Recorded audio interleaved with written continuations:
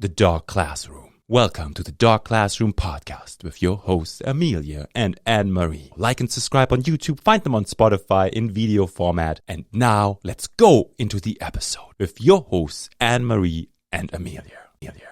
Multi-dog households. Yeah, there we go. We both have multi-dog households. Yes. And have had for a good period of time, I would say. With that being said, we both have different sizes of dogs. Yes. Right? So we're going to talk a little bit about personality. Yes. Not necessarily breed, but personality. Mm-hmm. And then we're going to sort of throw in a little bit of size of dogs and dogs that complement one another. So ideally, when I first started behavior, it was suggested that if you got your first dog, the ideal time to get a second dog is when the first dog is 2 to 3 years old. I think I would agree with that because what you want is you want to make sure that you're not getting a new puppy when your one dog is, a senior, and then they're going to be very annoyed by the presence of the puppy. Yep. And you also don't want to get a puppy when you have a puppy at home. Yeah. Because it's a lot of people think that they're gonna teach each other, or they're going to be friends to each other, and what ends up happening is that they have two sets of every issue. So they're going through adolescent period with two dogs at the same time. They're coming into their adult personality.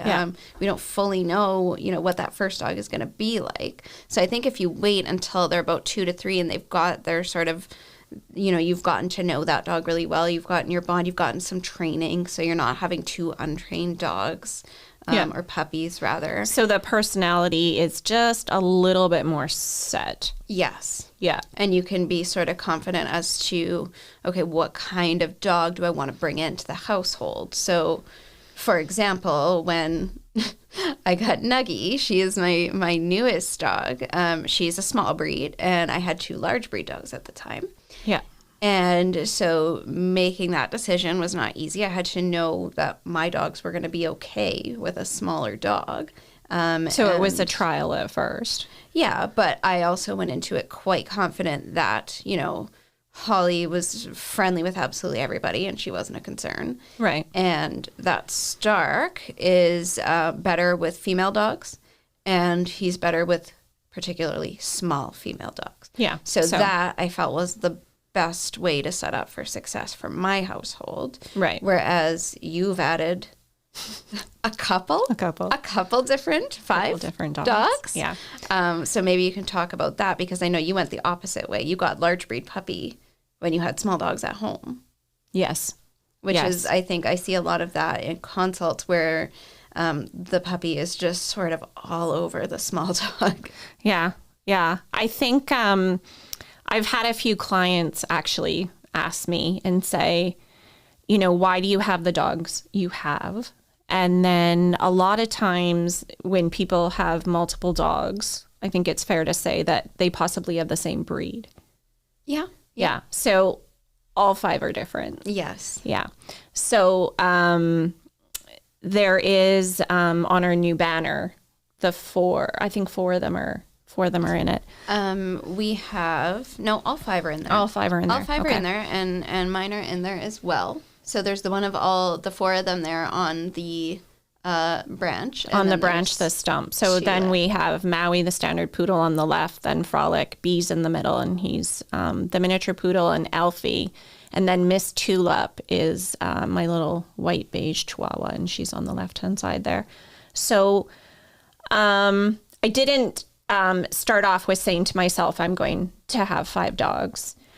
I think I'm possibly a little different than most people in the fact that it's my profession.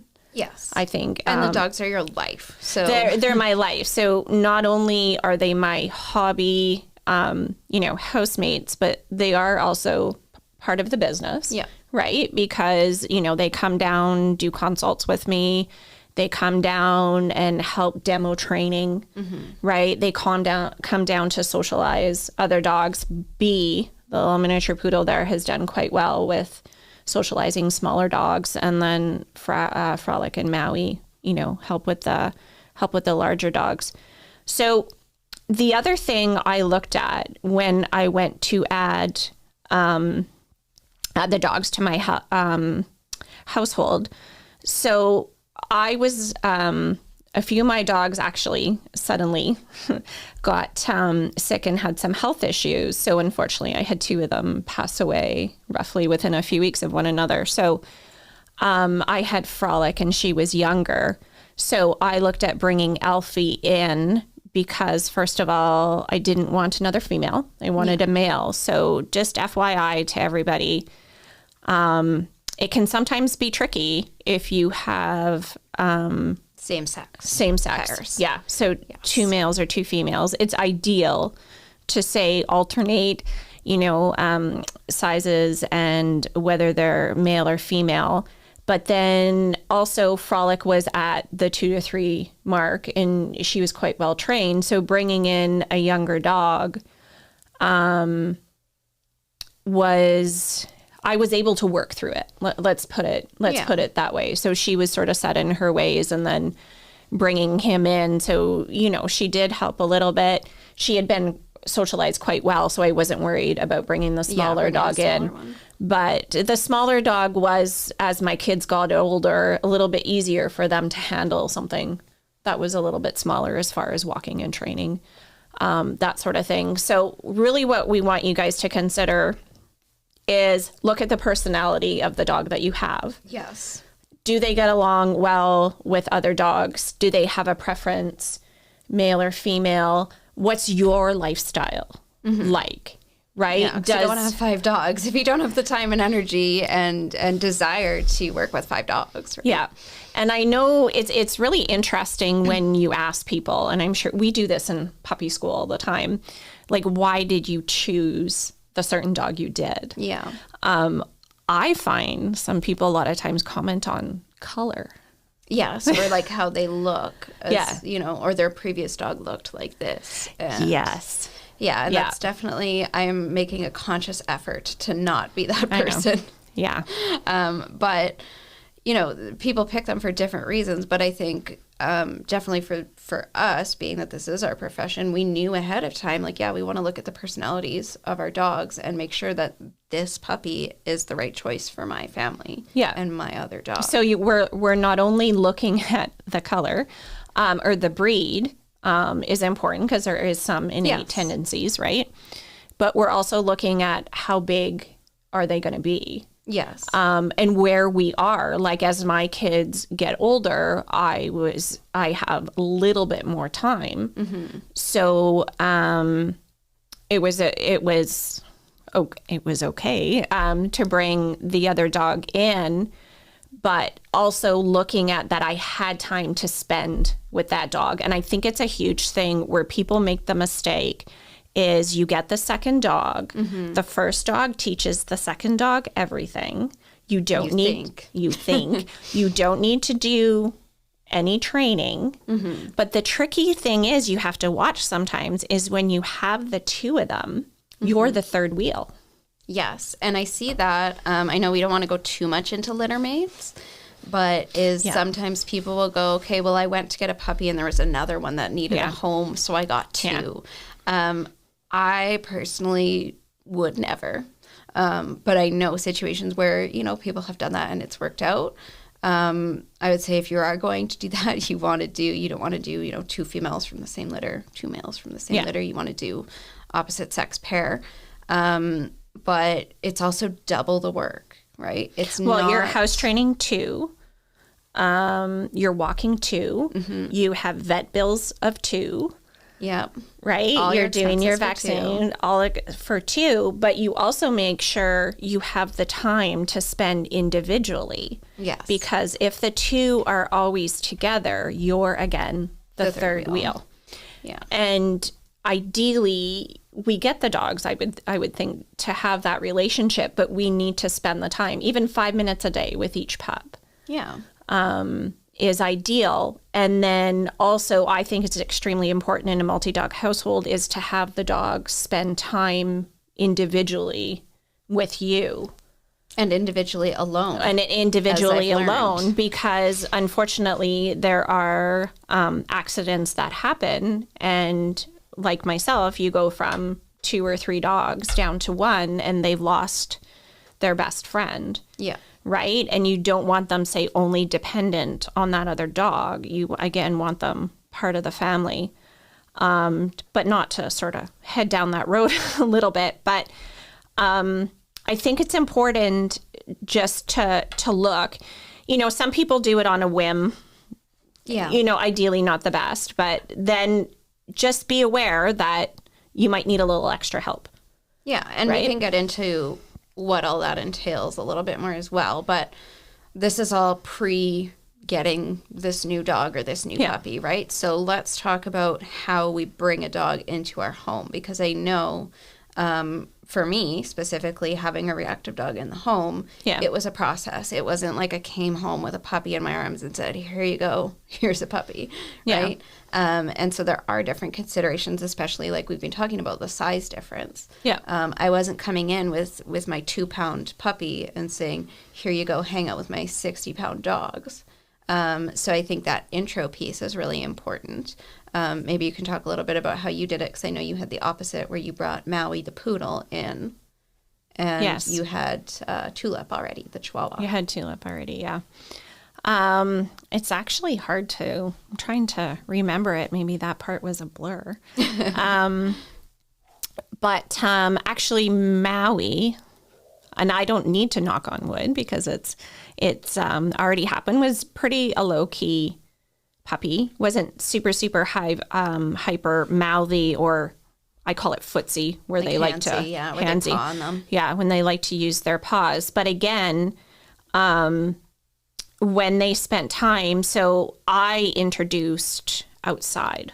Them outside, or I think I was in the training space. So it's not, because I knew Tulip can be a little bit protective or barky in the house. So it's removing her out. And it was just about giving them both treats. You know, I had Maui, standard poodle, on a leash, you know, just to let her be able to move around, because even him as a puppy was still bigger than her, right? Yeah.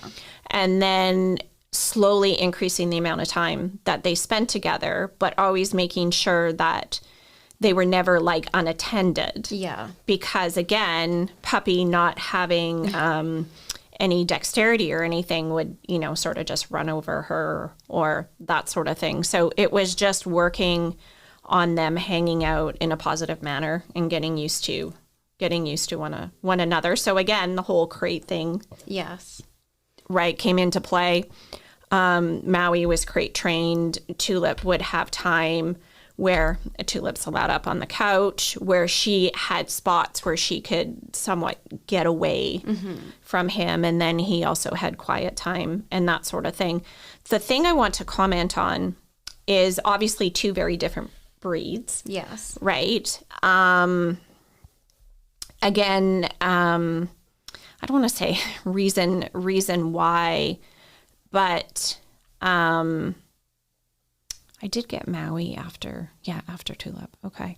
So it was more Maui was going to spend some time with me and stuff in the training space. So I chose not to get like a super hyper, you know, dog. Yeah. And you spent some time at the breeders. You know, Maui is a special color, but that's not why you picked him. No. You didn't pick him because he's brindle. You picked him based on his personality, which I think is really important.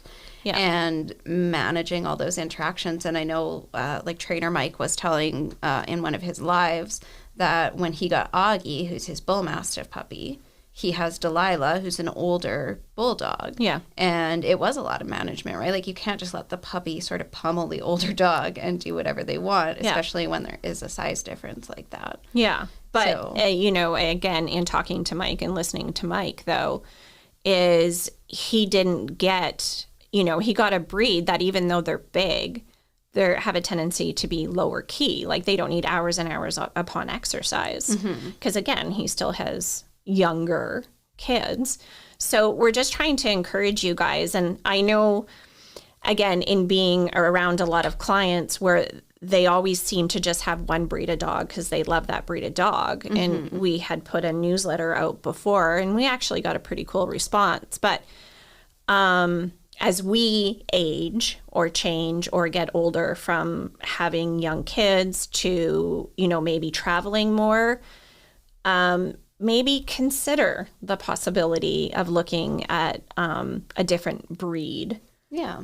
Well, I know Kelsey is one of our other instructors, and we talk about our retirement breeds, we call them. Okay. So what we're going to have when we just don't feel like training 20 hours a day. Yeah. And, getting, Kelsey wants an Irish Wolfhound, so that'll be her retirement breed, right? Just a large, lazy sort of dog, which is quite a change from, having pointers and Jack Russells and sort of working breeds. And going off of that point, I know we were going to talk a little bit about just like where you get your puppy. So there's a lot of rescue dogs. There's a lot of dogs from breeders, and I think that's important too. Yeah. Just to talk about where you get your puppy and what you're looking for when you, like, what are you setting out to get? Like you said for Maui, you got him to spend a lot of time at the training space. Yeah. You wanted a puppy with a specific temperament, and, you knew what you were looking for before you went looking for a puppy. Yeah. So I think that's important to know too, because just like, anyone that's looking for a puppy for me might go, do I need a specific breed, or do I want a rescue puppy and I'm just looking for a certain personality? Yeah. And I think the tricky thing sometimes is with the rescue breed, whether you're looking at puppy, which I find can be a little different than if you're looking at an adolescent or an older dog, is any type of older dog, whether purebred or not, may have, and I don't want to call it baggage because it sounds negative, but has had different experiences. They have a history. They have a history. And which with your existing don't dogs, know. right, Yeah. you want to make sure that that's going to be a good fit. Yeah. Where I know specifically, like for having another dog coming into the house with a small dog, right, I do have concerns about bringing in an adult with an unknown history into a house with a small dog, because that could be an issue. Or if you have a reactive dog and you need to know the history of the other dog that you're going to be bringing into your household, you definitely want to do some meetings off property first. Like you said, not in their own space, not bringing the dog in and going, here you go. I think when you say meetings, I think that's important, because what you can be doing is, different, having that other dog be in different situations and to see how they react. And if that's something you're comfortable with, like anytime, we both know when we have small dogs, we're very cautious about bringing in a dog that is any type of herding or is going to be then focused or fixated on that small dog. So, again, there has to be, some trust in getting them to cohabitate. So bringing me to the word cohabitate is I want to switch a little bit and just comment on the training part. Yes, because once you get through all the puppy, you've picked your puppy, you've got your dog or whatever, you need separate training, separate socialization. And I loved what you tell people about children being socialized. What is it? Yeah, because a lot of people will say, well, they have a housemate at home. And I'm like, yes, but, I have 2 children, and I wouldn't say if they only knew each other that they would be socialized. They go to school to socialize with other kids and stuff their age. So it's the same thing, as I don't necessarily see a dog as being socialized just because they have another dog at home. Yes, I hear that a lot too, is I have another dog at home, so he knows the socialization, or he knows, he watches him and he's learned to be trained that way. Yeah. One of the important things I think about the training is, yes, they do need individual time with you, and they need training on their own, not in the presence of that other dog. Yeah. But then they also do need to learn how to train together, right? And how to do those things in the house. So what are some of the things that you think are sort of extra important for multi-dog households? Extra important are making sure that you don't necessarily having one dog that is sort of ruling the roost, right? So I like to say, and I really like the word guardian, where I'm a guardian to my dogs, but I need them to cohabitate just like I need my children to cohabitate. So there are some rules with that. And I think a lot of times, again, it's fair across the board. I ask them to go to mat. All the dogs have to leave it. You know, they need to do stays. They need to have recall. And I worked on that individually. And then also so they can function as a group. But I am working with the fact that I have an individual relationship with each dog, but then they can cohabitate together, and there isn't like they're challenging each other aspect. Yeah, because they didn't pick to live together, right? So we don't want to have this constant sort of bickering over resources or attention or whatever it is. So we definitely want them to have that training individually, but then also be able to bring it together. And I think another one that's important, like you said, was recall. I find a lot of people will say, oh, my dog has really good recall when there's other dogs around. And to me, that means your dog does not have good recall. They're just following what the dog is doing. That's true. Right? So you want to make sure in your multi-dog household that they do individually know those skills. And I know I've been kind of harping on the individual a little bit with the multi-dog household, but I just think it's so important. Yeah. Yeah, it is for sure, because they need to learn how to exist out of the home with you as well as without each other, as well as with each other. So basically what we're saying is if you have a multi-dog household, they have to learn to do everything individually and together, and it's twice as much work for you, and they're not going to train each other. Yeah, like I would say some dogs learn from one another, but remember, guys, is even though we say learn, and it may be negative. So if you have a dog that barks at the window and you sort of let that go, guess what? That second dog will be in the window in a matter of time. That's very true. So not only, bringing the second dog, do they pick up the positive things, which is a bonus, but we just have to make sure that they're not picking up too many negative things that we're feeling a little bit stuck. Yeah, I would say at that point. So just to go over the multi-dog household a little bit more is we want you guys just to honestly think about it. Just consider it before you bring the other dog in, I think is the biggest part. Yeah. Talk to people, weigh the pros and cons. Look at where you are in your life. Yes. Are you really into camping? Well, then maybe having to bring a small dog in or a medium dog, or or if even having younger kids and, say bringing in a border collie, but it's quite a commitment for exercise purposes or training. So remember those different things that they're, even though every dog's personality is different, they're still innate behaviors. Ideally, looking at the other comment Amelia actually made on the way here was that as far as getting a standard poodle, she commented on the fact of grooming. Yes. You also have to look at the care. Do you have time for that? How much shedding are they going to have? And yes, because it's twice the hair, as I know. It's twice the hair. Yes.